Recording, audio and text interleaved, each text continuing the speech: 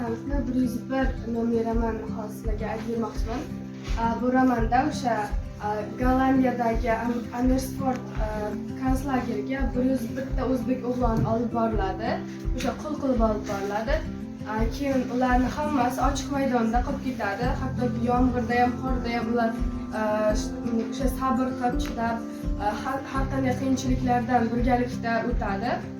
Keyin undan tashqari bir kuni o'sha nemislar, fashistlar ular o'sha o'zbeklar haqida kinomoqchi bo'ladi. Unda o'sha kamerani yoqqandan keyin bir bo'lak nonni o'sha 101 o'g'loniga tashlaydi va ular kutishadiki, hammasi yopishib o'sha nonga shuni bir-birini go'shtini yeb, shuni tortishib qoladi deb o'ylaydi, lekin aslida vaziyat teskarisi bo'ladi. Ya'ni o'sha eng yoshi o'sha o'zbek o'g'lonlaridan eng yoshi nonni olib, eng yoshi kattasiga beradi va o'shandan keyin yoshi kattasi hammaga bir bo'lak qilib beradi. Bundan hamma o'sha fashistlar juda ham hayron qoladi. Bundan keyin ko'pchiligini jahli chiqadi.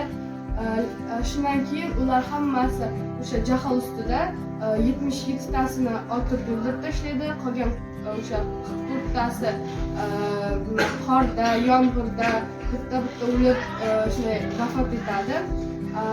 Biz ularni juda ham katta jasoratidan juda ham mag'rurlansak arziydi. Shunday bizni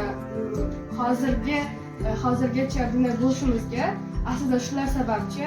Masalan, hozir nemislar, o'sha fashistlar, germaniyaliklar, o'sha gollandiyaliklar bizlarni tariximiz haqida shundan bilsa bo'ladi. Ya'ni o'sha o'zbeklarning jasorati, mardligi haqida bu asarda hamma narsa keltirilgan.